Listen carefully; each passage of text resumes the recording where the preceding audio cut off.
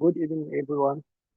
You are welcome to this edition of a Professionalism Workshop organized by Very Medical Rehabilitation Institute. Today, the presentation will be divided into today and tomorrow.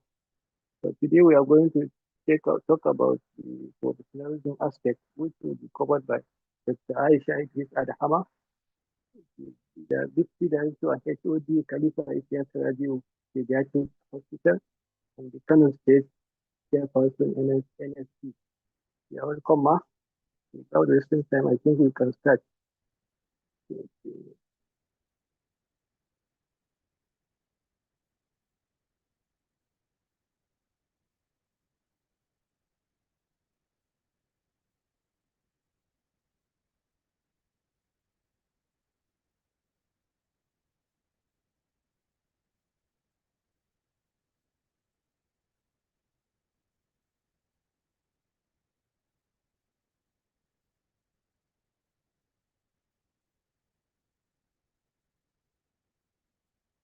Hello, assalamu alaikum wa rahmatullah. Good evening. Good evening. Yes, Good evening. Are we on? Can you see my screen? Yes, we can clearly see your screen. Okay. Assalamu alaikum wa rahmatullah. Good evening, ladies and gentlemen. Welcome to this workshop on professionalism. My name is as it is on the slide.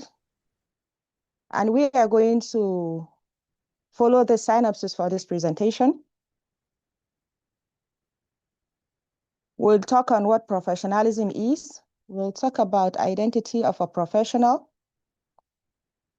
We'll talk on pillars of professionalism. We'll also talk on the 3 C's of professionalism.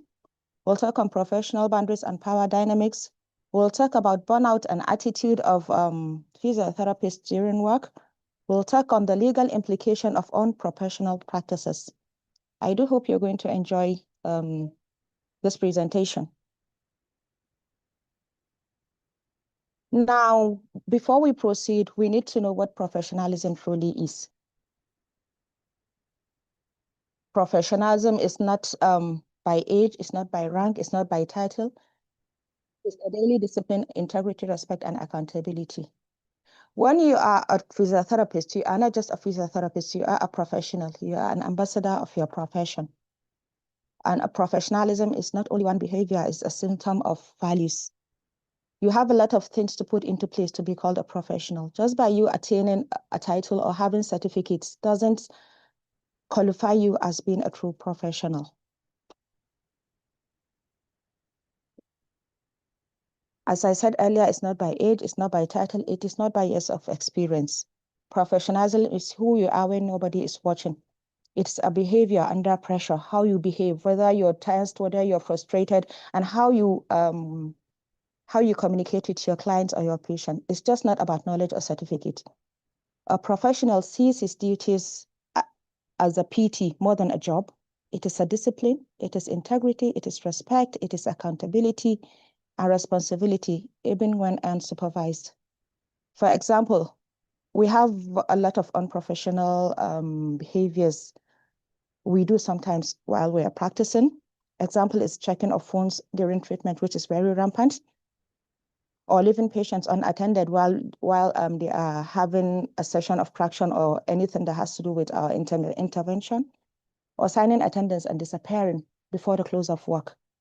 Sometimes we cut corners because we feel the salary is too small, I'm not getting enough, so I just have to make ends meet, I have to get another job. And then this primary assignment that you have signed that you are supposed to be there for the stipulated hours, you are not doing your job correctly.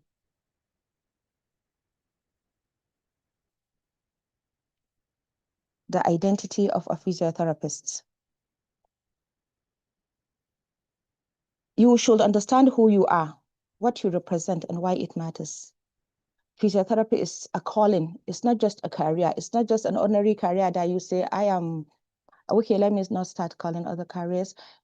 What I mean by it's a calling, it's just like something that is religious. It's something that you have sworn an oath to. So you should take it as that. It's not only about what you are going to do to the patient. It's about your holistic approach. It's about the oath you swore while being admitted into the profession. Public trust and professional image matters. What separates a technician from a professional is they are both skilled individuals, but they differ in their approach, scope, and responsibilities. A technician is typically focused on the technical aspects of the job with specialized skills and training in specific areas. They are often task-oriented and maybe work within established protocols. You tell a technician what to do, what not to do, you give him directives, and he or she follows. While a professional, on the other hand, has a broader understanding of the field. It will focus on problem solving, critical thinking, and decision making. Professionals often have higher levels of education. They undergo continuous training, just as the CPD workshop we're having now, and expertise, and are expected to exercise judgment, autonomy, and leadership skills. An example in physiotherapy practice is a professional physiotherapist will assess patients. You develop a treatment plan and make decisions about care, while a technician might assist with specific treatments or modalities under the supervision of a licensed physiotherapist. We have different images of how physiotherapists are viewed globally and how they are viewed locally. My examples are going to be in Nigeria, since this is where I'm talking from. Global image is shaped by international organizations like WCPT and global health initiatives, while locally in Nigeria, our image is influenced by factors like social belief, healthcare policies, and professional visibility in communities.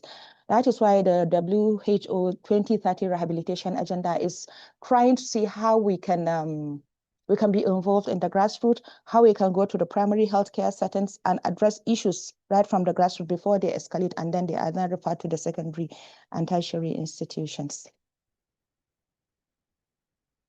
Now, we are striving for we have started DPT in Nigeria. And once you are qualified as a DPT, I think the benchmark is 2030. Each physiotherapist that is employed should have a minimum qualification of DPT. What this DPT means is that you are going to be a first contact practice physiotherapist. By being a first contact practice physiotherapist, it means you are a movement and function expert. Your expertise in human movement is going to be showcased. You are going to restore mobility, independence, and improve quality of life. You are not a gym instructor. You are not a massage therapist, and you are not a doctor's assistant. You have the autonomy. You are the architect of functional recovery. Again, as a first contact practicing physiotherapist, you should be an independent clinical thinker.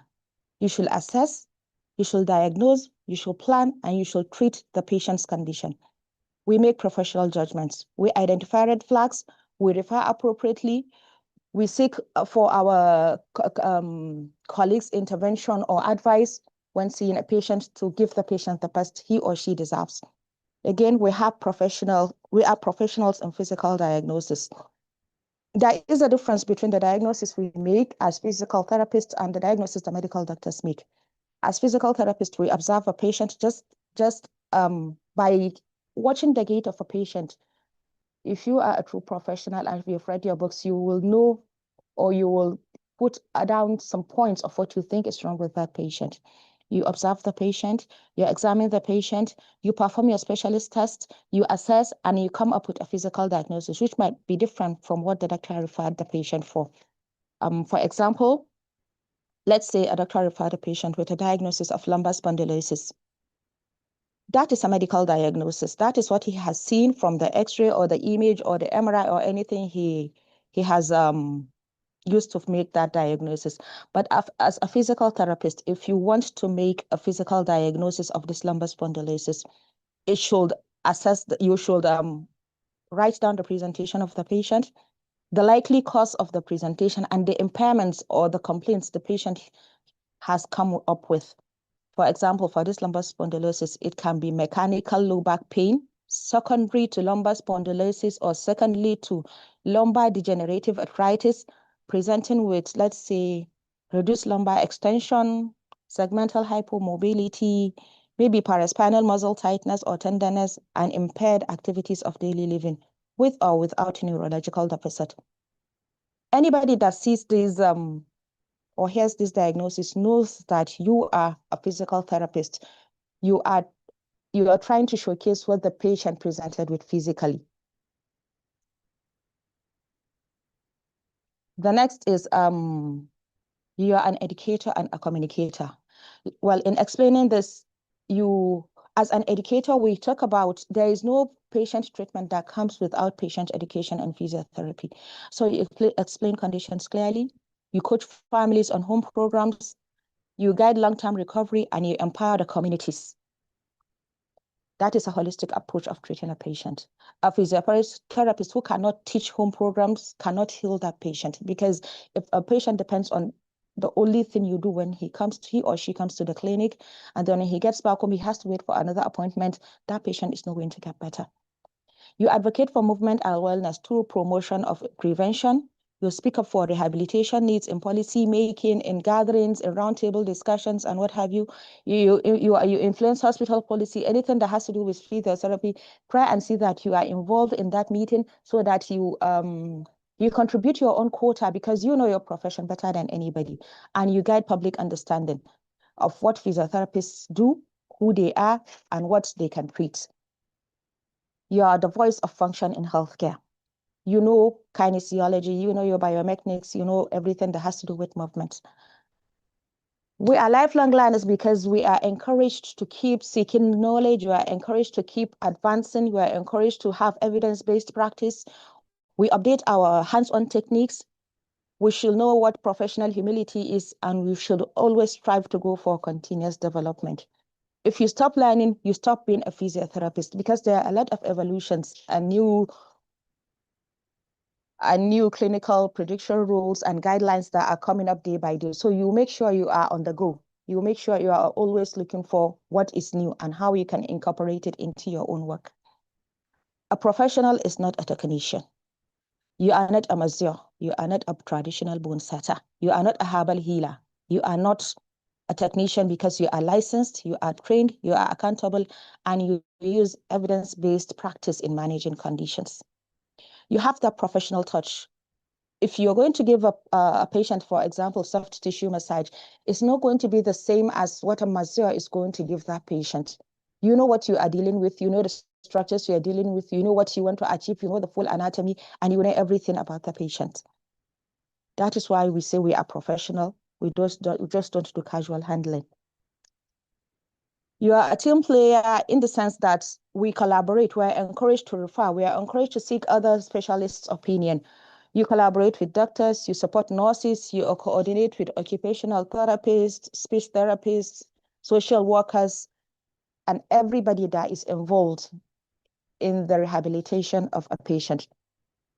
Mind you, we are central in rehabilitation teams because we are the rehabilitation strategists. We know when a patient is supposed to proceed from one stage to another.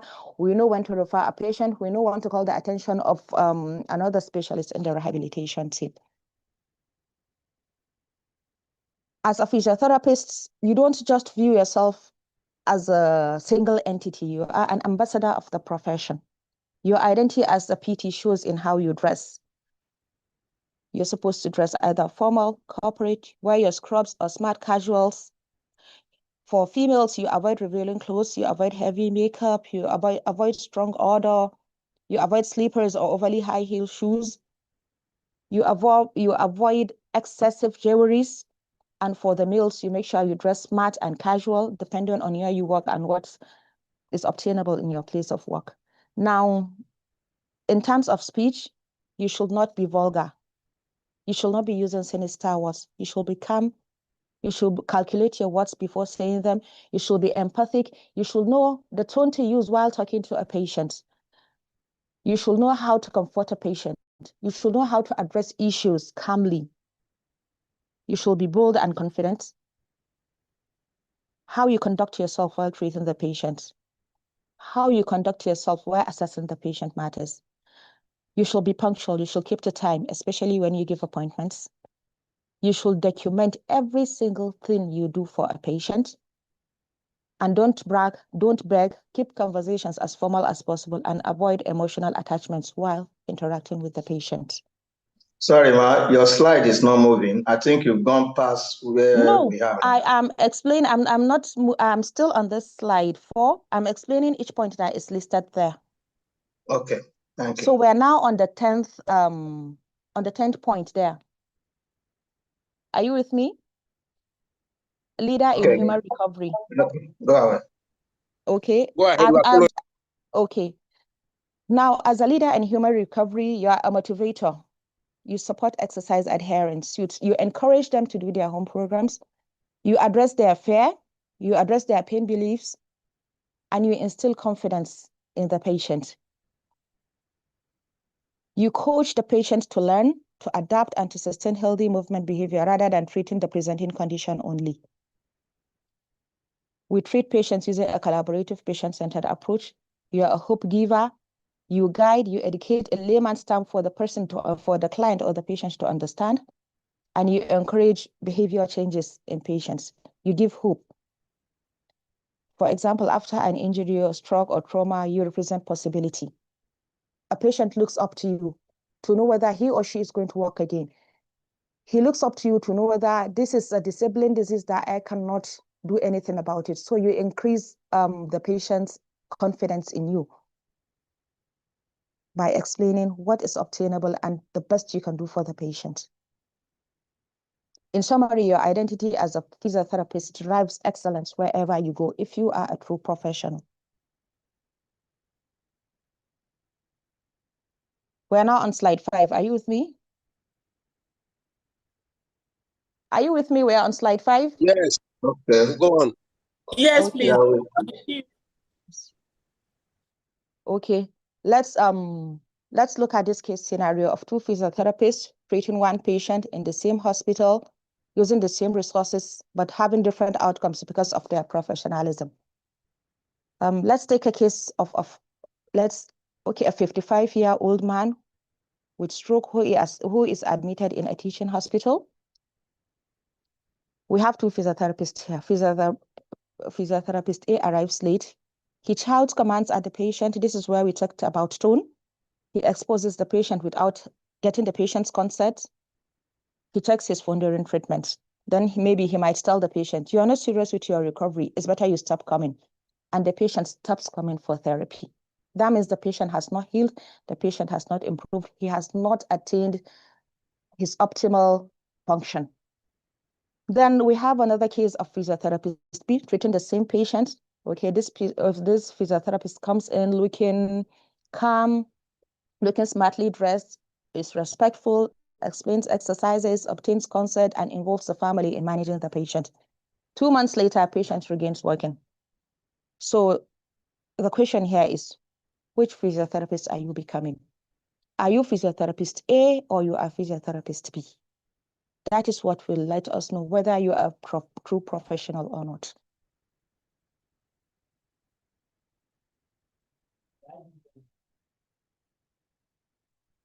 Okay, the pillars of professionalism in physiotherapy. The pillars of professionalism in physiotherapy. We have competence and lifelong learning. We have integrity and honesty. We should be accountable and responsible. We should respect human dignity. We should have altruism and services and service in our interaction with patients.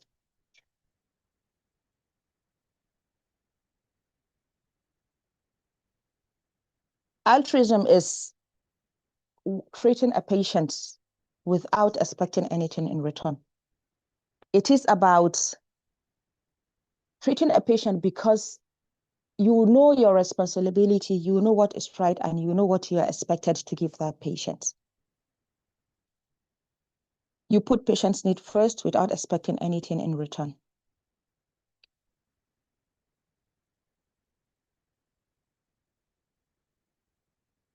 By the 3 C's of professionalism, we're talking about communication, how you communicate with your patient.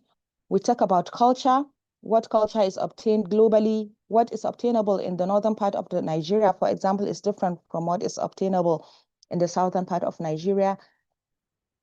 And it's the same thing when you travel abroad. Some things that are acceptable in the Western countries are not acceptable here.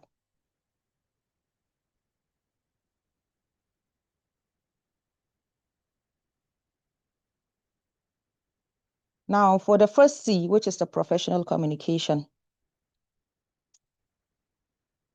we talked about tone. We believe words can heal or wound the patient. Your tone matters. How you talk to a patient, whether you are loud, whether you are calm, whether you are empathic, whether you are compassionate, it all matters. In your communication, it shows who you are. Therapist-patient communication should strictly be professional.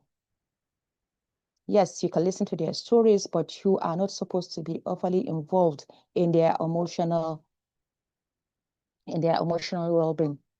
If he or she complains about something you feel he needs a psychological support that you cannot offer, it's better you refer that patient to the correct person or to the right place. And there is interprofessional communication between doctors, nurses, and pharmacists. This is where the multidisciplinary team approach comes in. Then communication during pain, fear, and non-compliance. We talked about pain perception. We talked about fear avoidance belief. We talk about non-compliance of exercises or home programs. You should know how to communicate to your patient, how to encourage your patient, how to let the patient know the essence of him doing his home programs correctly and the right way at the specified time. Documentation as a professional duty is a must. We have the attitude of writing seen or treated as planned, which is very wrong. You are supposed to write every single thing you do for a patient, every single visit he or she comes to the hospital, because that might come into play when you are called upon to defend something the patient must have reported, or when someone else is going to take over managing the patient. Your documentation plays a very vital and crucial role in that. Then there's digital professionalism. Nowadays, because every person has a phone, they will keep asking you for, can I have your phone number? Can I send you a message? You have to be very professional on this, whether it's through the WhatsApp, whether it's telerehabilitation you're doing, whether through emails, because anything that you have online, anything that you have on any of your social media handles can be taken for or against you in the court of law if something comes up, God forbid. The second C is cultural and gender sensitivity. There should be respect for the elderly, for women. Let's say like in the northern part of the country, exposure is something not all females are comfortable with due to religious and our cultural beliefs. It makes professionalism locally relevant and globally aligned. Highlight there are cultural variations and safe practices. You respect their belief, you respect their modesty, you respect their privacy and dignity. Treating patients of the opposite gender, it depends on, we are going to respect what a patient wants. If you are a female, you want to treat a male gender and he is not comfortable, you can invite another person, maybe of the same gender with that patient, and treat the patient together. You should respect that. Or maybe a man brings his wife to the hospital and he insists on a male not seeing his wife. You should know how to go about it. You either ask a female to see, you respect what the patient wants, ask a female to see her rather, or you get a chaperone. There should be modesty and there should be consent in anything you want to do for a patient. Cultural beliefs about pain. Let's put an example in the Fulani side of Nigeria. They believe in not expressing pain. So if you expose them to, let's say, a painful stimuli, and then that person, it might reach 100-fold of what a normal person cannot take, but because of their belief that they are not supposed to show pain, they might be silent about it. So you should understand that. If a Fulani man, for example, comes to you with a verse of 10 or with a verse of 2, that person might be having the pain that is equivalent to 10 or more than 10 on verse. Then disabilities, some people feel because they have a certain condition, they are going to be disabled for life. And some people believe they are not meant. Exercises, if you tell them to move, they will say, no, pain makes my movement makes my pain worse, so I'm not going to move. So all these things, you are supposed to address them as a professional. Then there are language barriers. Try as much as possible to know how to communicate with your patient, because if there is no proper communication, you are not going to get the most of what you want from managing that patient. and you should respect every culture and gender, depending on where you practice. Now, on the issue of conduct, first impression affects patient trust and appearance. Patients judge your competence before you even touch them. Physiotherapists adapt their behavior to suit the context of ward or classroom. Prioritizing patient needs in the ward and student learning in the classroom. This is how you conduct yourself. There's a difference between when you are treating a patient in the class, maybe you bring him or her as a subject, and when you are in the ward treating the patient. You're dressing, we talked about dressing. You're grooming. You don't go with hair flying all over. If you're a female, your hair flying all over your face, and then when you're leaning onto the patient, the hair will be falling on the patient. That is wrong. Or as a male, you have this what will I call it, overgrown hair on your head, or you start plaiting your hair. That is very, very unacceptable. And your body language. You cannot go to see a patient and you expect that patient to respect you while you're scratching your body, or you're dancing, or you're jumping, or you're bouncing. You just have to look professional. Then your touch should be professional and respectful. It should be respectful. If you want to touch any place that is not maybe on the outside, or you feel it's a bit personal, make sure you get consent from the patient and know your professional boundaries. It should be punctual, as we discussed earlier. It should be disciplined, and it should be reliable. Reliability is about responsibility. It's about knowing what you are expected to give that patient, and give it with your whole heart, not because you are pressed, not because you feel pressed, not because you just do it for the sake of doing. No, do it because you want to be responsible.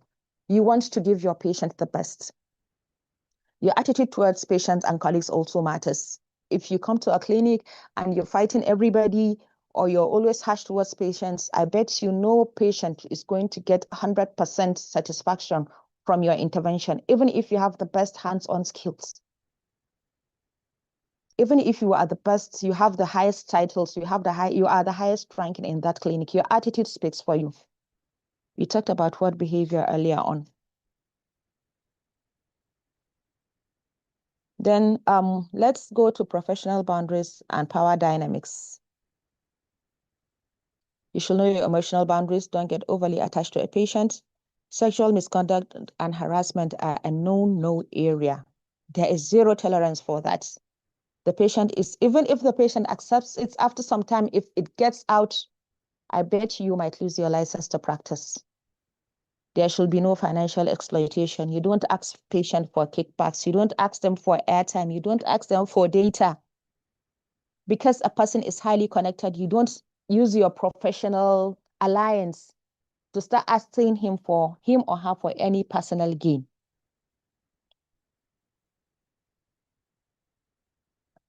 There should be dependence. There is dependence and therapeutic alliance. Dependence is when a patient feels he or she is not going to get better unless he gets to the hospital, unless this person treats me. While therapeutic alliance is setting goals and making decisions together with the patient, thereby promoting autonomy and self-management. You tell the patient what to do. You give them home programs. You make sure they are doing their home programs correctly.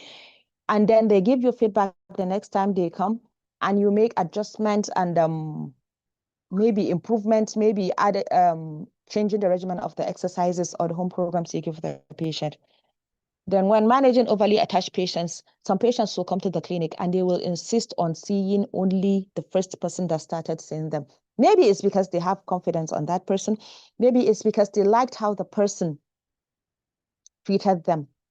But that should also be addressed professionally. If you feel cocooned, or you feel pressed, or you feel pressured by that patient, document everything you do for the patient as usual, and try as much as possible to switch patients. So far, you have documented what you have done for the patient, and we have clinical guidelines. We have what is expected to be given for any patient that comes with a particular condition. Another colleague of yours can continue managing that patient.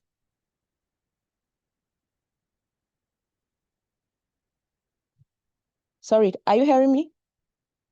So you put into consideration professional boundaries and power dynamics, because putting this into consideration protects both the patient's safety and your license. as I earlier talked about social media and professional risk, your digital footprint is permanent. Anything you write on the internet, anything you write on your LinkedIn profile is permanent there, and it can be used for you or against you. So you try to be professional in everything you do.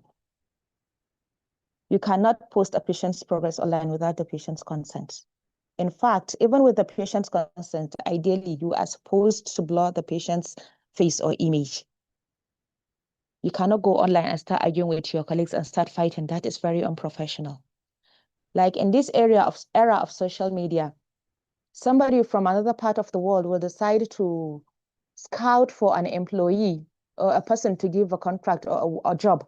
And then he goes to your social media handles and he sees you fighting, he sees you making a lot of jokes, he sees you playful. You post different types of contents that are not really serious or professional.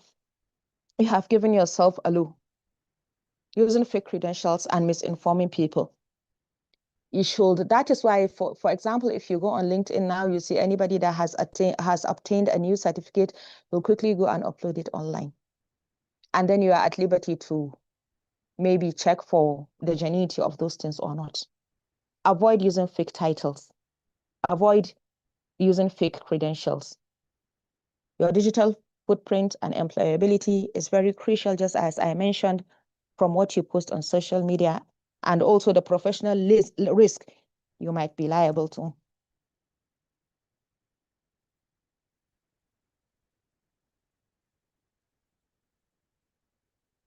We have burnout and attitude.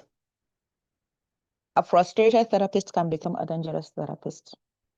If he or she is frustrated at home or in the world and gets to the office and starts shouting or starts yelling or starts manhandling patients, he becomes dangerous. And when he or she becomes dangerous, nobody will like to be treated by that person again. There's also emotional exhaustion. When you are emotionally exhausted, when you have a lot of things on your mind, when you are running helter-skelter from one clinic to another, from one classroom to another, from one PP to another, you are going to be exhausted. You are going to be fatigued, and it's going to show in your attitude while seeing or treating patients. There's also professional cynism. There's also the effect of poor pay, and then your attitude is going to be poor because you feel I am not being recompensated enough. So why will I give them my best? Why will I go all out to make this patient better? After all, the pay he is giving me is not much. That is why we say physiotherapy is a calling. It's not just a career. A heart therapist, heart patients. Professional cynism can lead to burnout, developing a detached attitude towards work, patients, or clients. Therefore, you address compassion fatigue. You need self-care. When you take care of yourself, it shows that you know what you are doing, and it shows on your output you're going to give the patient. Professionalism is hard with the accompanying stresses and exhaustion and emotional problems and what have you, but it is necessary. Stress can lead to a lot of unprofessional behavior. That is why you should involve yourself in winding out time. You should have your relaxation exercises. You should have time to mingle with your friends. You should have time to distress. Now, this is the most difficult part of transition. And this is where most people fail, especially during transition from undergraduates and interns to licensed physiotherapists. Humility, supervision, and lifelong learning should continue. As a student, you are not the alpha and omega. You are being coached, you are being mentored, you are being trained. You have somebody that is going to answer for you. Now, as a young professional, you should know that you're trying to spread your wings. So anything you do lies on you. As an intern, you are still under training, you have a provisional license. By the time you start working as a physiotherapist, you have your professional license, and anything you do is covered by your license. And yourself or your employer is going to stand up for you, depending on what comes up. Transition from student mindset to professional mindset is very, very crucial. Then we have what we call the entitlement. We have what we call responsibility. Entitlement is feeling, no, I must get this. I have to get this. I have to give it given so amount of money or so amount of recognition for doing my work. While responsibility is knowing what to do, when to do, and doing it at the right time with a clear mind without expecting anything in return. There is supervision and humility. You are going to be supervised as a student. You are going to be supervised as a young professional. And you should be humble. You should be able to accept corrections and criticism because they are trying to make you better. They are trying to prepare you for the outside world. They are trying to prepare you for a bigger person, a bigger you. You should not take them personally. Professional reputation is built on early in your career life. What you have been doing right from while you were a student or a young professional is going to be what is going to keep following you right into your adulthood, right into your profession. For example, if you have a classmate that always comes early to class as a student, be rest assured that as a fully fledged professional, that person is still going to be an early comer and he is still going to be punctual. It rarely changes. That is why we say repetition is built early and first impressions always lasts longer.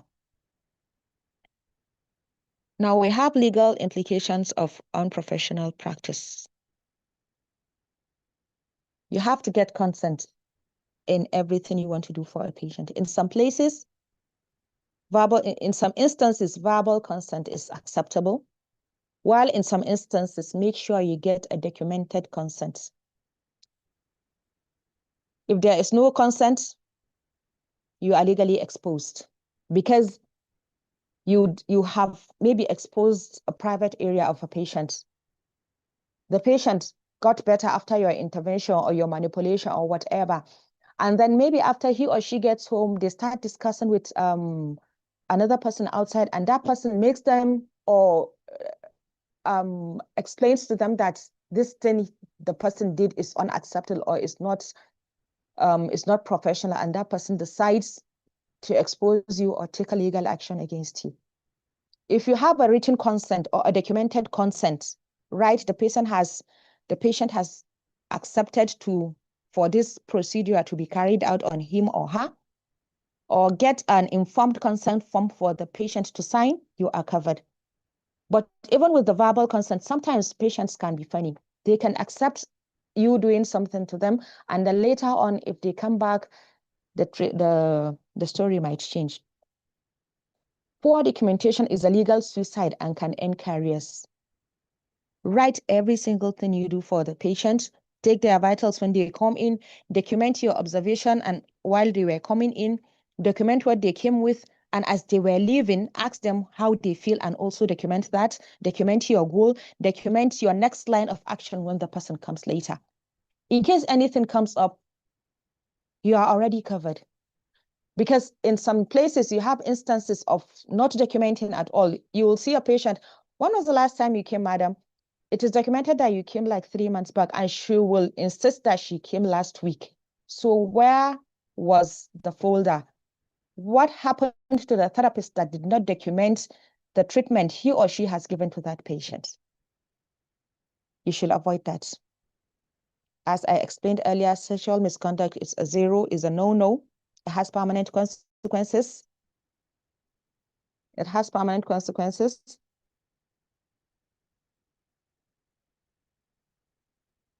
The negligence and malpractice. You put a patient,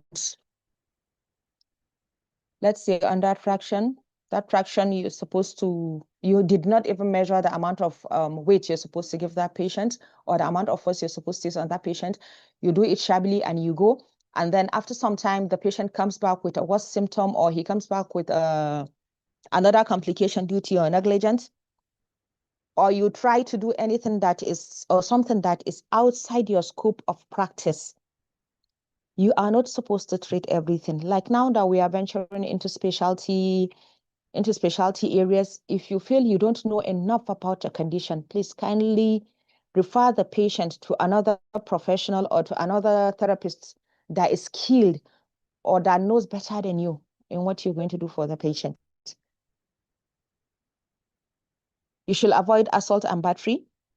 You will have instances of a therapist punching a patient or punching a colleague.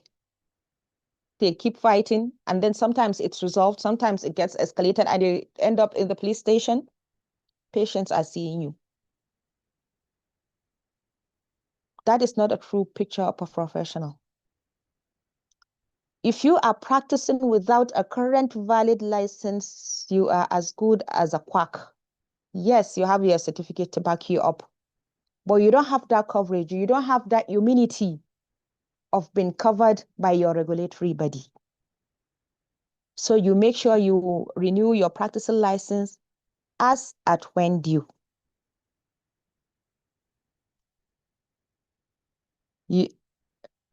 We should have a very good record keeping, a legal defensibility. The court does not know frustration. Because you are frustrated and you go to your clinic or you go to see a patient and you behave untowards with the patient, they are going to deal with you accordingly.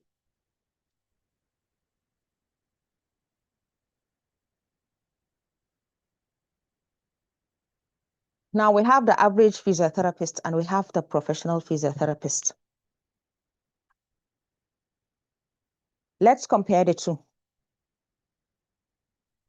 Just like we did in the case scenario of physiotherapist A and physiotherapist B. An average physiotherapist complains about every single thing, while a professional physiotherapist seeks solutions to what is wrong or what is hindering his practice. An average physiotherapist cut corners. Maybe he sees the patient for a maximum number of 10, 15 minutes because he feels we have a lot of patients to see and I'm tired.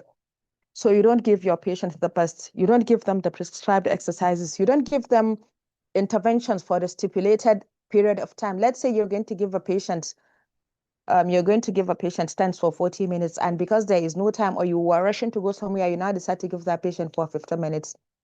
Definitely the outcome you're going to get or the impact that TENS is going to make on the patient is not going to be the same as if you give the stipulated number of minutes or the stipulated amount of time that is expected to treat that condition.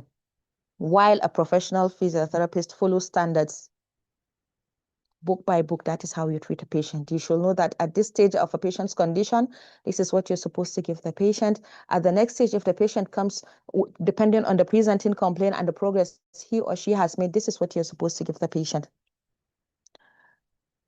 The average physiotherapist always finds someone to blame. He blames the system, he blames the hospital, he blames the colleagues, he blames the workload, he blames every single thing and finds excuses on any unprofessional conduct he or she does. While a professional therapist builds capacity, he makes use of his stumbling blocks to grow something bigger. He makes all the problems a stepping stone for him to aim higher. He doesn't accept defeat. An average therapist disrespects time. He will give an appointment for let's say 9 a.m. and he will get there rushing in at maybe 9:45 while the patients are there waiting. A professional physiotherapist, on the other hand, values punctuality. They go there on time. They see their patient following standards. They impact more on the patients. An average physiotherapist stops learning. Someone will say, I already have my license. Is it not about domains? I have already fulfilled all my domains. So there is no point of me going for another CPD workshop. While a professional physiotherapist never stops learning. They believe in the contents. They believe in the knowledge they are going to get. They believe in adding value to themselves. They believe in upgrading themselves every single day. So which one are you, or which one do you want to be? Are you an average physiotherapist, or you want to become an average physiotherapist, or you want to be a professional physiotherapist, or you are a professional physiotherapist? This is something for you to ponder on.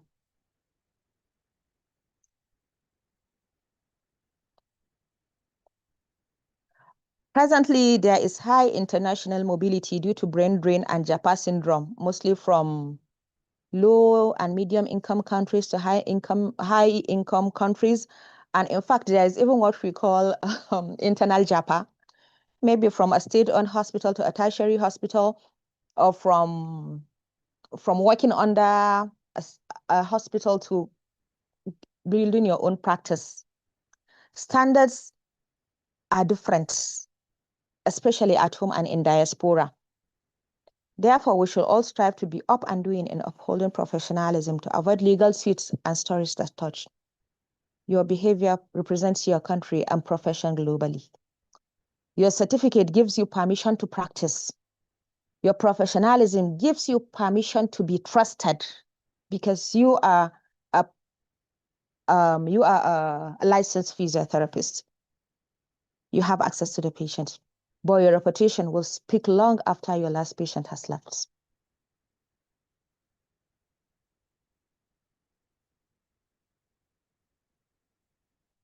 Now, just this morning, I saw a post in our WhatsApp platform, our state WhatsApp platform, on a physiotherapist vying for the seat of the House of Representatives member. And I was like, yes, we are getting there. Professionalism is the currency of leadership. You should involve yourselves in policy engagement, in research, in private practice, in global viability. You should try as much as possible to be there when decisions are taken. Because if you are not there, nobody knows your profession better than you do. If you are not there, somebody else might take a wrong decision on your behalf, which will affect your practice. It will affect your image as a physiotherapist. It will affect your output at the end.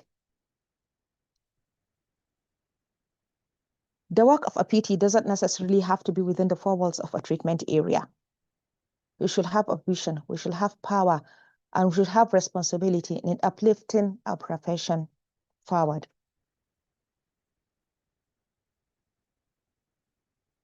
Now, think about this. When the uniform is removed, your coat is out, when your certificate is framed, what will remain is how you treated people. This white coat we're wearing is just normal clothing. It's not everybody that is going to wear that white coat. You wear that white coat because it is believed you have gone through rigorous training. It is believed you have been taught how to assess, how to manage, how to plan, how to treat a patient. Patients don't separate you from the profession. They see you as a PT. They see you as a physiotherapist. They don't just see you as Mr. A or Mrs. A. They see you as part of the larger cycle of physiotherapists. If you have a very bad encounter with one patient and he or she goes elsewhere, they are going to generalize the encounter. They will say all physiotherapists are like that. So please, in as much as you are portraying yourself as a good person, know that you are portraying your profession in the outer world. Try and give out your best. Try and make a very, very positive impact wherever you go. What it really means to say as a physiotherapist is you should remember your oath. All licensed physiotherapists, whether home or abroad, were inducted by a regulatory body. And an oath of practice was read and duly signed by each and every one of us during induction. It is a personal commitment to dignity, to ethics, to excellence, and we should all reflect on it and understand the gravity of what we swore to uphold. Part of the professional oath we took might be I will respect every patient's dignity. I will protect their privacy. I will not let frustration turn me into danger. I will grow in skill and character. I will represent physiotherapy with honor everywhere I find myself. We should know that identity shapes behavior. Behavior shapes reputation. Repetition shapes the profession. A poor identity leads to poor practice, and a strong identity leads to a strong professional culture. Now, as a take-home message, know that skill without character is dangerous, because you have the hands-on skill, but you have a very bad attitude towards your patients, you have a very bad character, you are nothing. Your license is temporary. It can be withdrawn, while your reputation is permanent. So be mindful of how you treat your clients and your patients. Be mindful of how you interact with your colleagues.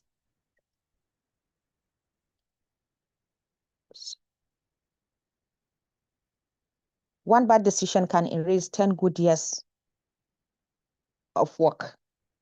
Patients remember how you treated them, not how you look. They remember how you treated them.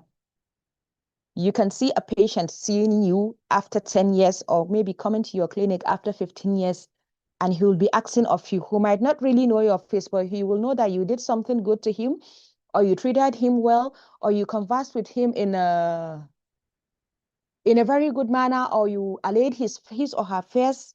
That is what the patient is going to remember. Professionalism follows you across hospitals and countries, wherever you are, whether you are in the village, whether you are in the urban area, whether you are in the global, in the high-income countries, you are supposed to be a professional. And that is why I said repetition starts early on in your career.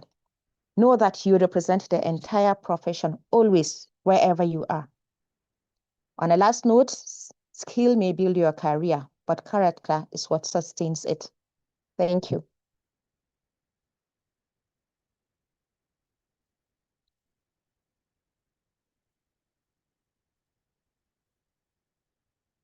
Thank you so much for the in-depth presentation. The floor is now open for comments and questions. You can post your question on the chat box, and you can also unmute to speak. Hello. Yes, please. Good evening, all. Dr. Aisha, thank you very much for this presentation. I have two things I want to, maybe a question or a discussion. One is about dress code. Sometimes when I visit our colleagues in the clinics, some are decently dressed. We appreciate that. But sometimes you will meet some physiotherapists, the way they dressed, you will not differentiate them from their patients. You will not recognize who the therapist is if you do not know the therapist personally. As the chair of NSP Kano and also a head of department, I don't know whether if maybe there is a way in which maybe head of departments or the association can encourage decent dress code among physiotherapists and how it can be implemented so that anywhere you see a physiotherapist in their clinics, you will appreciate their look and patients will be happy to have them as their managers. That is the first one. Then the second one, I don't know whether if maybe tomorrow's presentation is going to cover the other aspect. As someone that teaches, your presentation takes us deep into patient's relationship.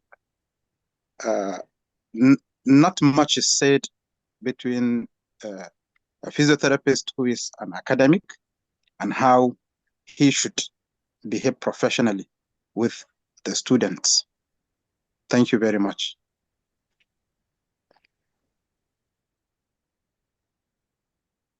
Okay, am I going to respond to this? Yes, am please. I supposed to respond to this? Yes. Dr. Naziru, thank you for the contribution and the heads up. Well, one, for dress code, I believe that has to do with the particular hospital. Like, for example, there was a time I worked in one hospital, it was the CMD that gave each and every department selected colors of scrubs for the department to be wearing. And that is about maybe 7 years ago. And from that instance, that was where I started wearing my scrubs till date.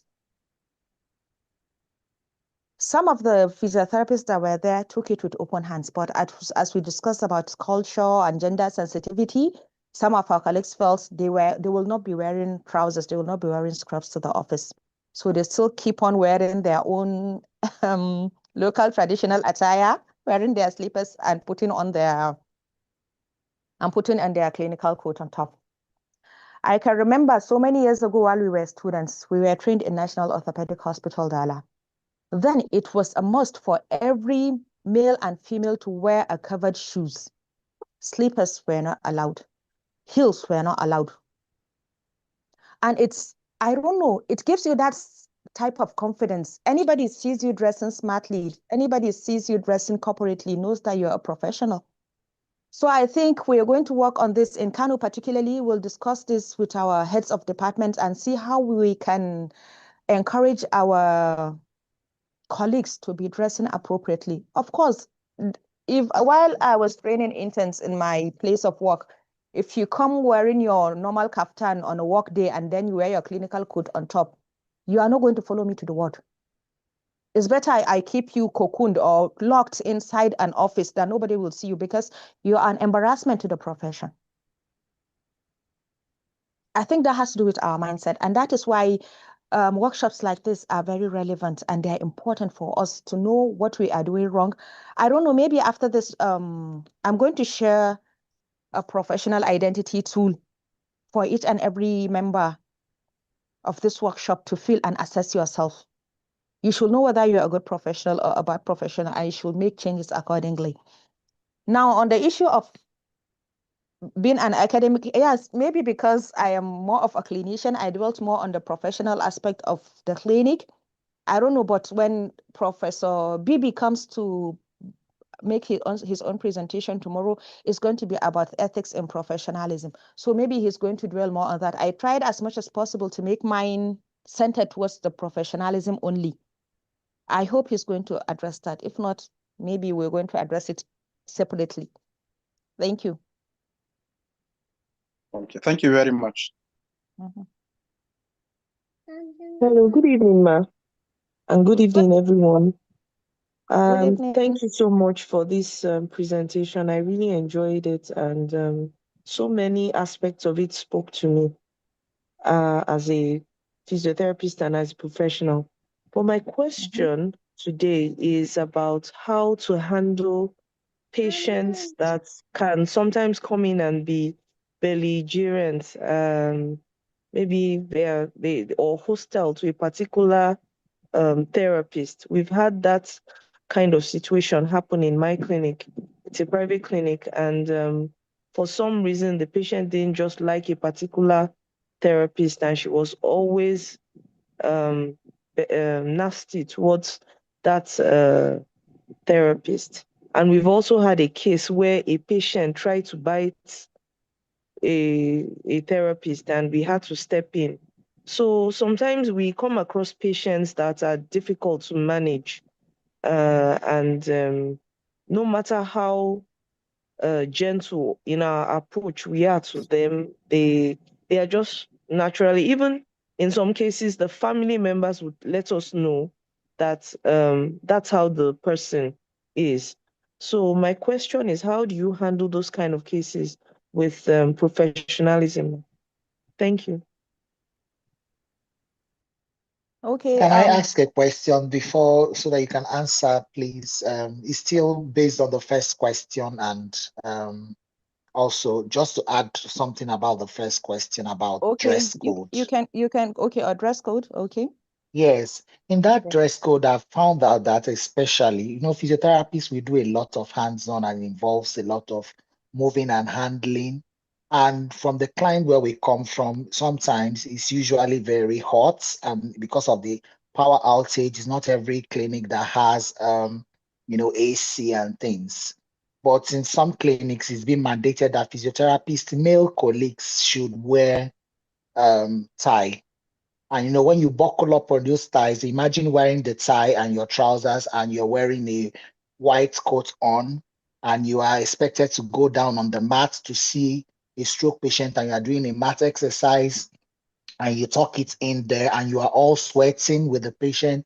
because you have to look professional. You're sweating and the patient is sweating. Sometimes you even, like people like me who sweat a lot, the sweat will drip off and will drop on the patient, and you have to apologize and clean up and go and clean up and come back again. And because it is mandated that you have to wear those things, just to maintain the MRTB dress code and things like that. I'm thinking, what can we do in such situation to be able to make sure that this thing is flexible? Because you've talked about a lot about being smartly dressed, and I'm thinking that smart dressing is highly subjective and should be flexible and to be able to accommodate things like that. And the second thing I'm asking again, you spoke about patients coming in for treatment, and you are supposed to spend like 40 minutes for this patient. And in a place where you have a high caseload, especially in orthopedic settings, where you may even be assigned to see like 18 patients between 8 o'clock and 4 o'clock, where between your work period, and patients are really waiting and the wait line is there, you need to finish up. And definitely, that this patient is going to benefit from 40 minutes of hands-on treatment to get things that they need to do. How, if you want to now give that best, being a professional for each client, definitely you're going to shoot past your time, because it is not feasible to manage 18 caseloads, 18 patients within that 8-hour period. And meanwhile, you still have time you need to have like your 30 minutes break in between, so that you don't burn out and break down. How do we manage such cases? Because I've been in a place where they don't even, like the leaders, and are saying patients must be seen. No matter how you see the patients must be seen. So how do we make a balance of all this? Thank you. Okay, thank you. So which question do I attend to now? Yours or hers? Okay, let me go for her, for your case of scrubs. Sorry, your dress code. I think in part of the dressing, I mentioned smart casuals. There's a way you'll dress smartly without necessarily wearing the coat. That is why I even wearing your tie. That is why I even prefer, you might not dress corporately, but I prefer wearing scrubs. You can wear a scrub without wearing your clinical coat on top, right? Am I being audible? Can you hear me? Yeah, I can hear you. Okay, it's like I'm hearing some voices. You can wear your scrubs. I think this is something you have to address it with your superiors. Address it in a cordial manner. Let them know because if you are frustrated, definitely you're not going to give that patient your best. Like for the ladies, if they are asked to wear skirts and then they wear top and they tucked in their shirts, how do you expect them to go on the couch or on the mat and start certain exercises or certain demonstrations for that patient? They are going to be exposing themselves. So that is why I so much believe in wearing the scrubs. You can wear a scrub without wearing your clinical coat. And then when you're going home, you quickly change into your own personal clothing and walk out of the clinic. So please, on this issue, try and address it cordially with your heads. Maybe you form a team, gather like minds that feel the same about your dress code in your particular hospital, and make a case on it. I'm sure if you have a just leader, he or she is going to listen to you, and maybe. And some private clinics, they sometimes use joggers and then polo shirts with the inscription of the clinic written on it, right? I think that is another way you can dress if that is acceptable in your place. I hope I have addressed your concern. Then on the case of Yes, you have this, yeah. Okay. Then on the case of, I think I saw another question similar to that on the chat box, the case of having a high caseload. Well, personally, as a physiotherapist, I've been practicing for 2 decades now. I feel there's a certain number of patients every physiotherapist should see per hour. It is not really ideal for someone to tell you to see let's be realistic, our work is physically demanding. You don't expect me to see over 10 patients in a day within a span of 6 hours. just because you have a very high number of patients coming in, or you want to increase your revenue, or you feel the doctors see 30 or 50 in a day. Our work is physically demanding. And if you see these 18 patients in a day, you'll keep seeing them for the next 18 months because you are not giving them your best. You are not giving them the evidence-based approach of treatment or management. The best thing to do is for you to schedule your patients, maybe see just 5 or 6, give them the 40-40 or 50-50 minutes that is acceptable. And believe me, in 5, 6, 7 sessions, that patient is going to get much, much better. And then you now start spacing their appointments. Before you know it, you give them 2 weeks appointment, you give them 1 month appointment, and before you know it, you have discharged that patient. We have this traditional attitude of not discharging patients. Physiotherapy becomes a bus stop for all disabled, all chronic pain, and we keep seeing them. I met a colleague that was boasting of seeing over 100 patients in their clinic daily. And that department has maybe like 17 to 20 physiotherapists. The person said there is no how somebody will walk under her and will not see less than 10 patients in a day, because as a junior physiotherapist, then she was seeing up to 30. Does it really make sense? This is where burnout comes in. This is where the frustration comes in. So I believe the heads, the administration should sit down and look into this. They should look into this. They should agree on a certain number of patients.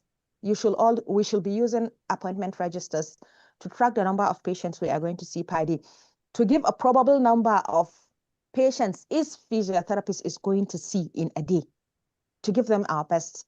If you give them your best, there's one of our professors that said, if you see a patient for 6 to 8 sessions and that patient doesn't get better, then that means you either made a wrong diagnosis or the treatment you are giving the patient is wrong. You should go back to the drawing board. If you see a patient for 6 to 8 sessions and every day is continued treatment, you should know that that patient is not getting better, and you should either change your mode of management or you should refer the patient. That is my take on that.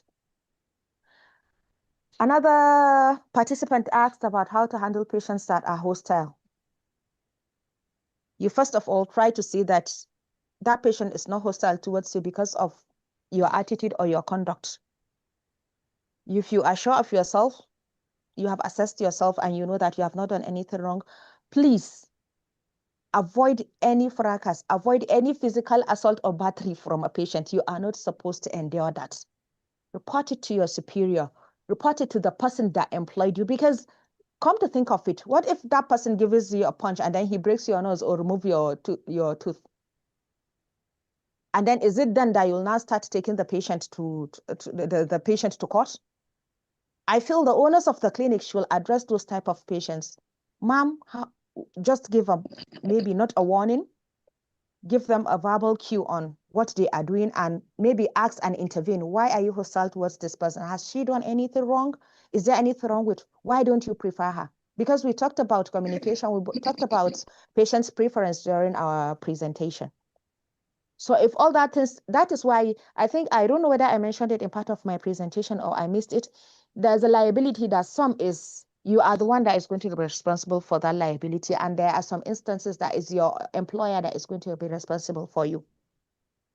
So if you have cleared yourself, you have conducted yourself as a true professional, please, you have the liberty to tell your employer that you are not comfortable treating so patients, and they should respect your view in as much as they are going to respect the patient's view.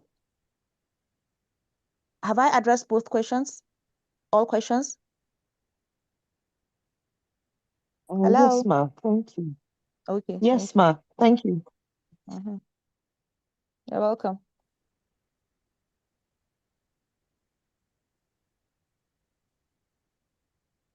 Sorry, I'm seeing something in the chat box. Okay.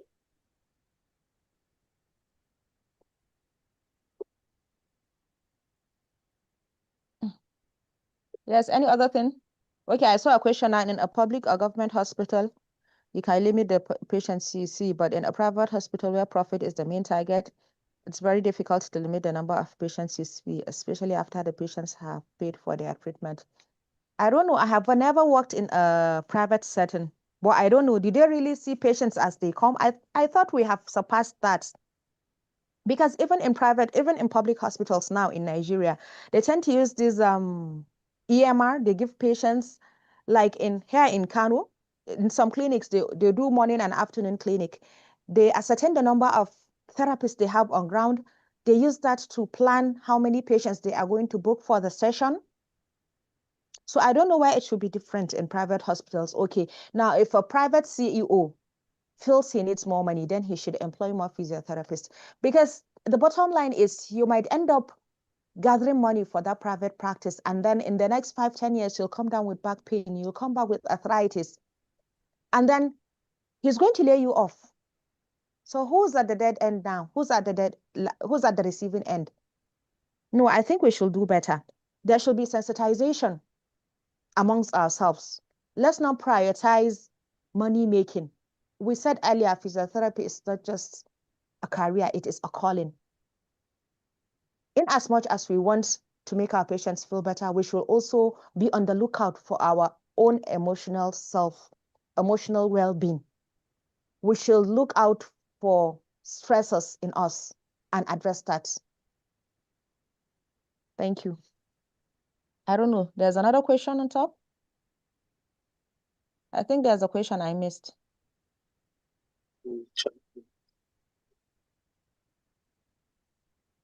Have I addressed all questions? Please, ma, can I ask one more question, please? Go ahead. We still have time. I'm a fast talker, so I think I finished my presentation well ahead of time.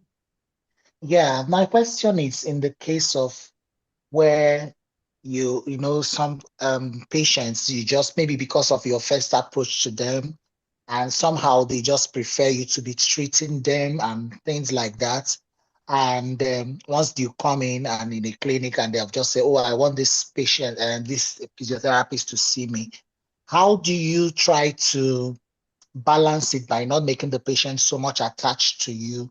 And I also know that, okay, from the ethics that we were taught, that the patient has a right to choose the therapist that they want to see them, and everything. But also in professionalism, we're also now trying to make the patient so attached to one physiotherapist, so that when you mentioned about documenting everything properly, so that another physiotherapist can take over, and also to prevent burnout from the physiotherapist, so that it will not be. Imagine I've seen in a setting where many patients were just requesting for it. This happened in a pediatric distance. Oh, I want, all the mothers were saying, I want this particular physiotherapist to attend to my child.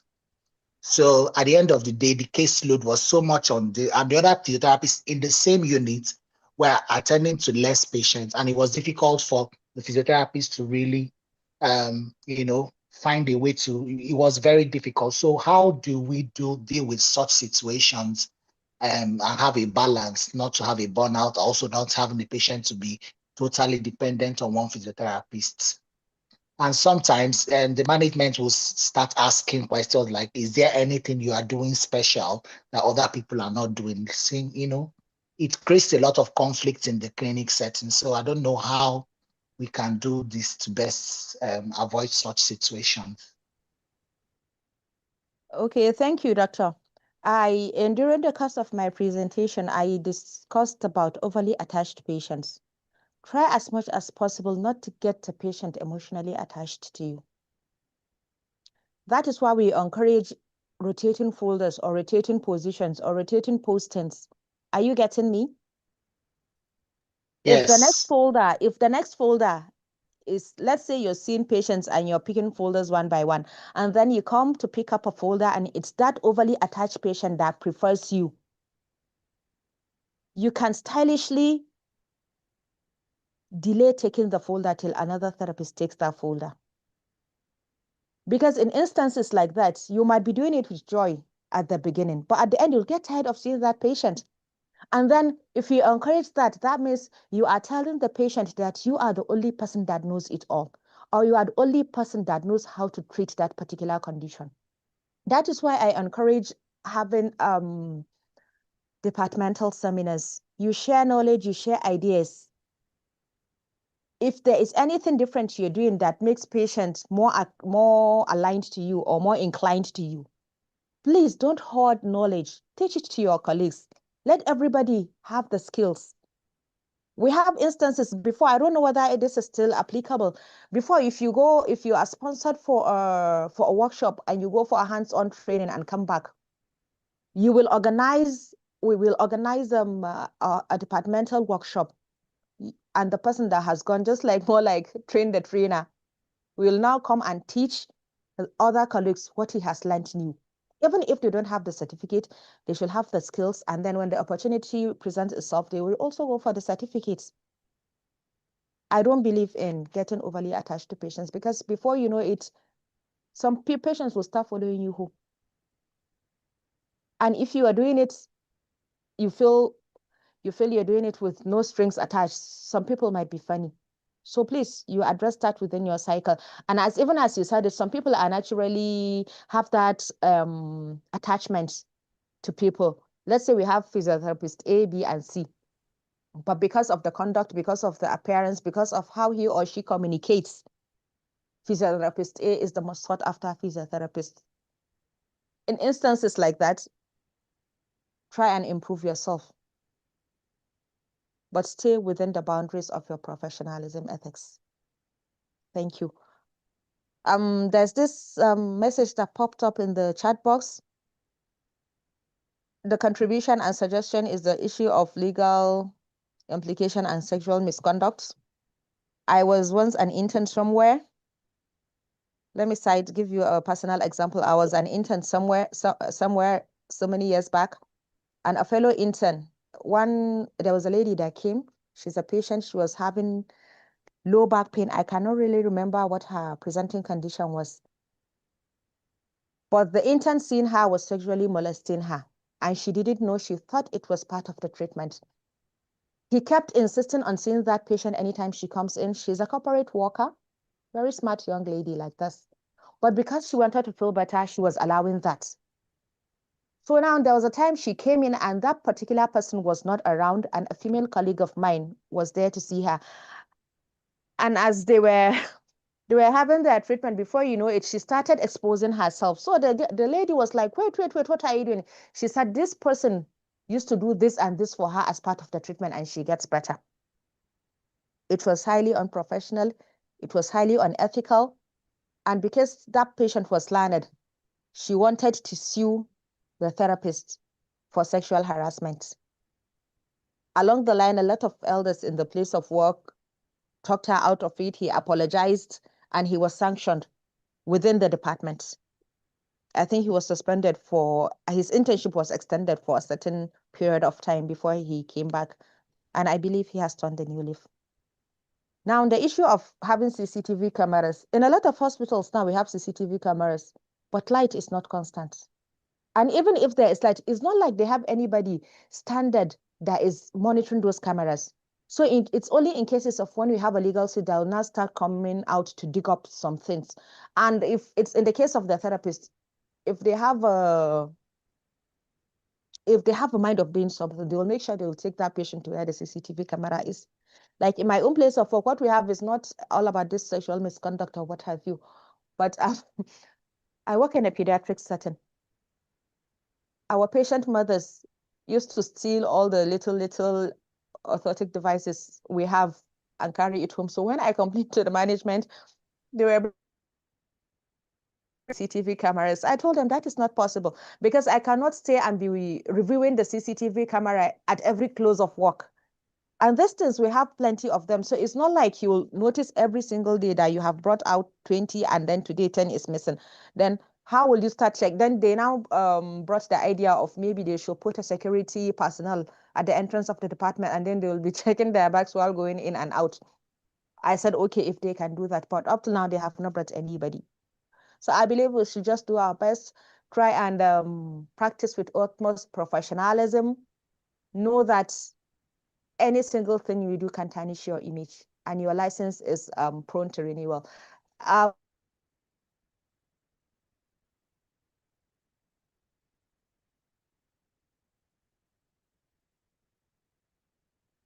what's it called? A transcript that he has attended the university and passed the courses, but they have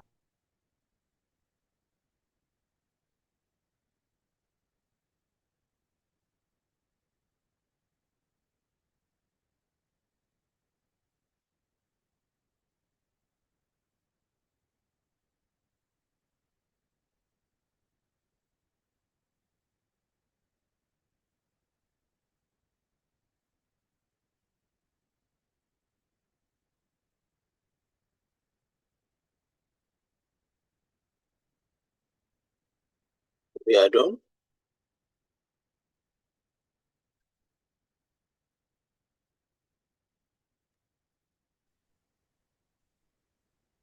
Hello, is she still there? The main speaker?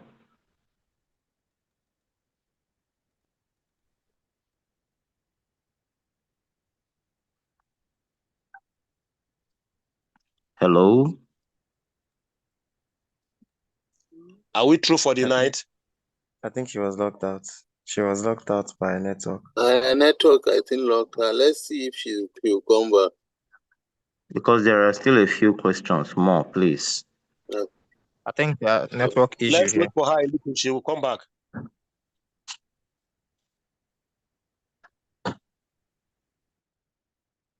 Hello, sorry, I think my network kicked me off the other system I'm using. Can you hear me now? Yeah, Very welcome. well. Welcome back, man. Did you miss anything I said?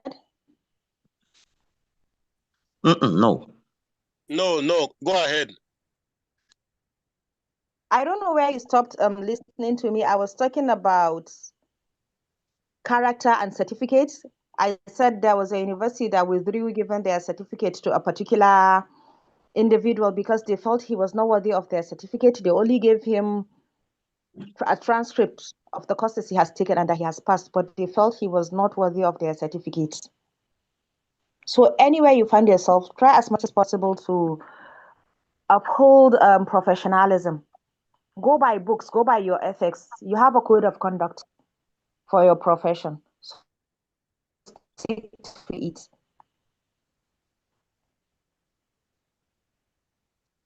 Okay, madam, good evening. Yes, evening. Madam, I need you to please address the situation here. You are an HOD and then you have a set of interns under you. And then a patient particularly likes the way he is handled by a particular therapist and respectfully approaches you as HOD. Please, I want this particular person to always handle my situation because I felt so good with he handling me. Do you oblige her, him or her?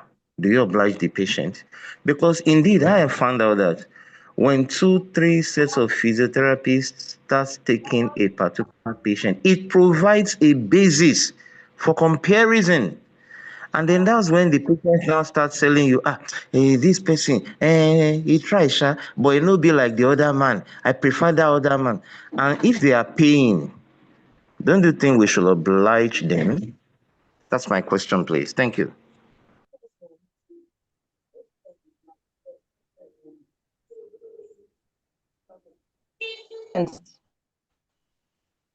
We have, I think there's I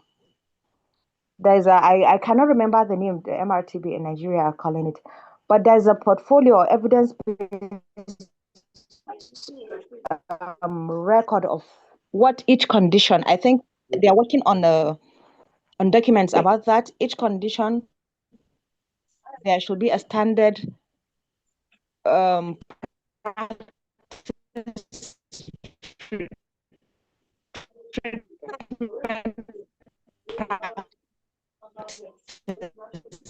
that should be given for a patient, for each and every patient. So I still believe, and let all hands be on deck to have the same knowledge.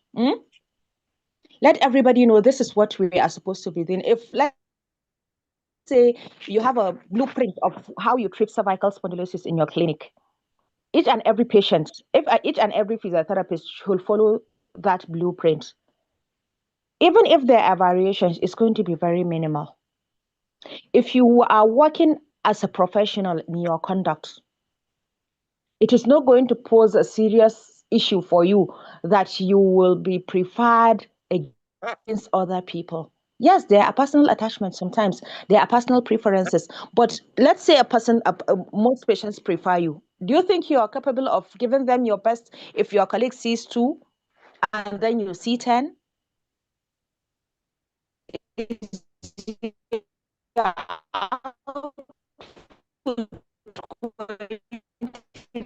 The same? Do you get what I'm saying? Yes. Hello? Quite right. Quite right. Am I out again? Okay, that's Hello. my take on it. Hello. Hello. Yes. Well, this is a very wonderful presentation, and I appreciate you. I'm Akande Olutumishi from Ogbomoso Lautech Teaching Hospital. As I'm not head of department, but I'm head of unit neurophysiotherapy, and I oversee and I manage physiotherapists at my cadre. I will not oblige, but I will sit the patient down. What of if the physiotherapist is sick? What of if the physiotherapist is on leave? Will patients go on leave, or the patient will absent himself or herself from clinic? Though I will appreciate her being patient observation, but I will not tolerate it, because I will educate and not always the same in our approach. However, we have the same fundamentals. So, in our own practice here, we allocate patient for visit.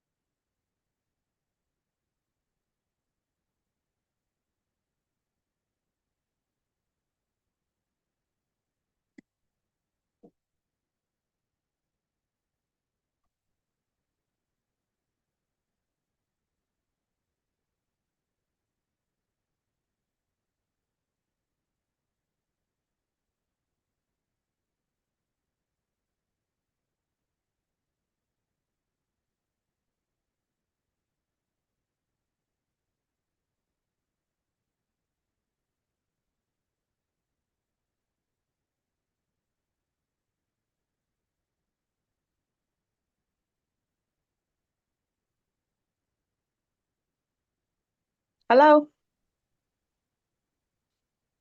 Hello? Hello. Yes, sorry, Hello. the network keeps kicking me out, and I'm even using 2 different networks. He was talking about how he addresses issues in his clinic. Dr. Akonde, sorry, I lost you.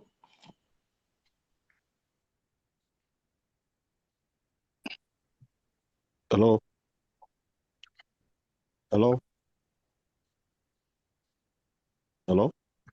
Yes, Hello. I can hear you. you. Hello? Yes, Can you hear me? somebody is raising his or her hand. Can Yes, you we hear can me? hear you. Oh, thank you. Wow, I seriously love that wonderful presentation. Oh, it's a kind of an eye opener, and I really appreciate you for that. I really appreciate you for that. Most of the time, if I could be sincere with you, I want to go back to the issue of the legal implication and all this sexual harassment and abuse or whatsoever. Now, there was a time I was treated. I'll make my my question short. There was a time I was treating a patient. I never believed that a physiotherapist can be sexually abused as well, because most of the time I do hear that it happens to be the PT that usually abuse patient. But it's contrary to mine. I was still a young PT. I was still under 10 years of practice then. Now, this particular patient, anytime I've seen a lot of advancement from her, but I don't want to lose my practicing license just like that because of a woman. So up to the extent that anytime I'm seeing her, you should understand better, me and her in the cubicle. So when I discovered all this, I have to call a chaperone, a woman, to be staying with us. So later, I discover she's no more coming again. I now call her on phone. I pick her phone on the case note, and I call her. What actually stops you from coming? You have a chronic back pain.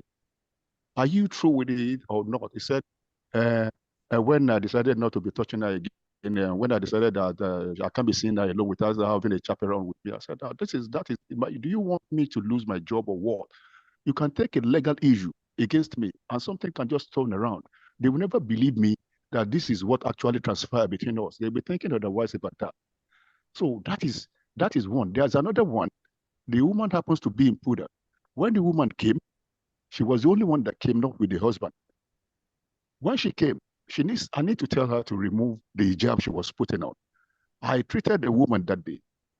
On another scheduled appointment, when she came along with the husband. When the husband discovered that it happens to be a man that I was the only one there as a physiotherapist there. When the man came along and she discovered that I happens to be a man seeing her wife, she objected that nothing like that will happen. I said, okay, can you just please sit down? No, he said, no. She slapped her wife purposely because of that. You are exposing your body to another man. I said, this is my work, but we don't have a female physiotherapist here. What do you think you can do? Can I make a referral for you to go to another one? That is where the problem escalated between the wife and the husband there, where they start fighting. So at the end of the day, I have to go to my CMD and tell them that he should come and help me out to resolve issue between the husband and wife. In this kind of scenario, what do you think is much more proper and better for us to do as a physiotherapist? Thank you. Okay, thank you for the contribution and question. Well, in the instance of you being sexually harassed, there are always two sides of the coin. It's either you're at the receiving end or you're at the giving end. That is why emotional boundaries are supposed to be guarded. That is why in everything you do, you should act as a professional. What you did was right. You should call a chaperone. If she doesn't like you seeing her with a chaperone, then she should, or she wants you as a professional. And I think she chose the latter. She prefers you as a person. Now, in the instance of when there was a fight between a man and between spouses, I feel the man is not supposed to be dictating what should be done to the woman, because in ethics and medicine, you can a patient can decide to tell you something, and you are not at liberty in any way to discuss what the patient told you with their family members, except with their consent. And are you concentrating? Is that? I don't want to hear. I just want the certificate. You Who want is that? certificate. I beg me, get that person's number. They They just want a certificate. They don't want the knowledge. Don't worry, Let me see one who are unmuted. We are nothing, don't worry. Serious confusion.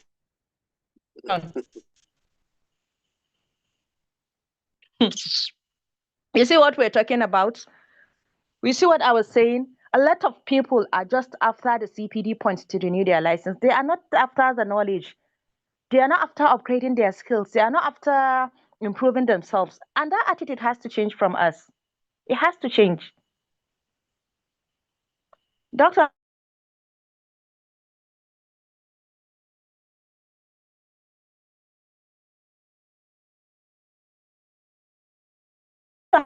have I answered your questions? Your question? Yes. Okay. Thanks. There's a question on the chat box. The person said, "Good evening, ma. Help us address this question. Is it part of our profession ethics that senior physiotherapists should not be seeing patients because they have already paid their dues, I think?" Is that person online? I want to respond to the question. Is that person online?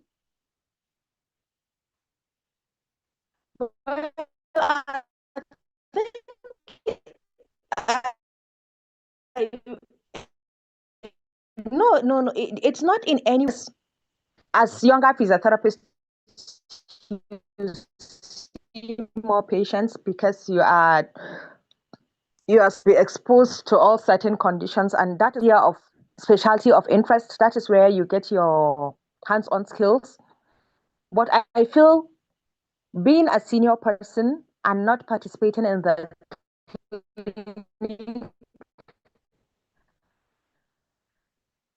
it takes you off radar. It makes you lose your skill. Imagine you are the head of the unit, or you are the senior physiotherapist there, and you're just parading your clinical coat around the hospital, and where you're confronted with a patient to treat, even how to handle that patient becomes a problem to you because you have lost your touch, you have lost your skill, you have lost the zeal to treat patients and make them get better. But as a junior physiotherapist, you should be submissive. You should avoid conflicts. You should avoid antagonizing your seniors. That is also part of professionalism. I think this is part of leadership training. There is how to resolve conflicts within a work environment. So for now, if that is how your own place operates, just pray, give in your best, and address issues as they come. Try and be respectful. That's my take on it. Thank you.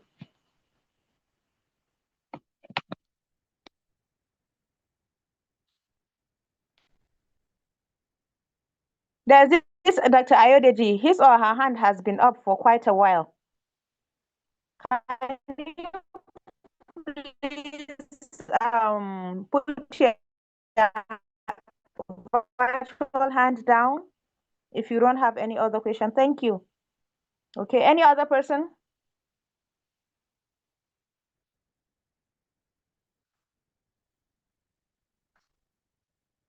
Dr. Samani, are we through? In the absence of any question, I think we can close. If there is no question in the chat box. Well, nothing is loading up from my end. Let me see. Yeah.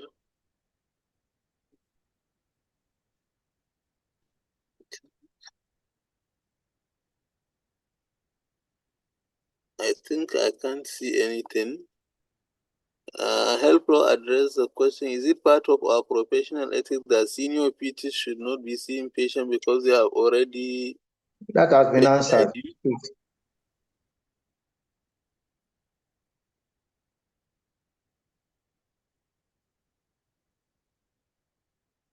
You just finished answering that.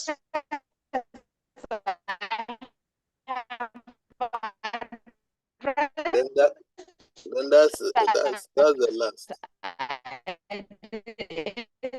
Was the last thing I addressed. Okay, then that should be the end. I said it's not part of our ethics. It's just personal. Okay. I have answered that. Okay. Okay. Thank you so much for the presentation, and we thank each and everyone for participating, and we see you tomorrow for the second session. Thank you. Thank you very much. Good night. Thank You're you. welcome. Thank you for Good listening. night. And for those that were here for the certificate, we have gotten your names and your handles. Thank you very much. We'll Thank refer you, to you. ma. The presentation was quite eye-opener. Thank you so Thank much. you very much, ma. Thank you so much. You're welcome. Have a good night, sir. Thank you, Ma, for the presentation. We appreciate it. No Thank you, too. presentation. Thank you. You're Thank you, welcome. madam. Thank you very much, man. Well done. Oh. Thank you so much. Thank you. You're welcome. Thank you very Thank much, you. madam. Well taken. Thank you. Thank you, ma, Thank you very much, ma. Thank you. Hope we are going to get the slides, ma. That'll be well appreciated. What about the document or the questionnaire that we are supposed to fill?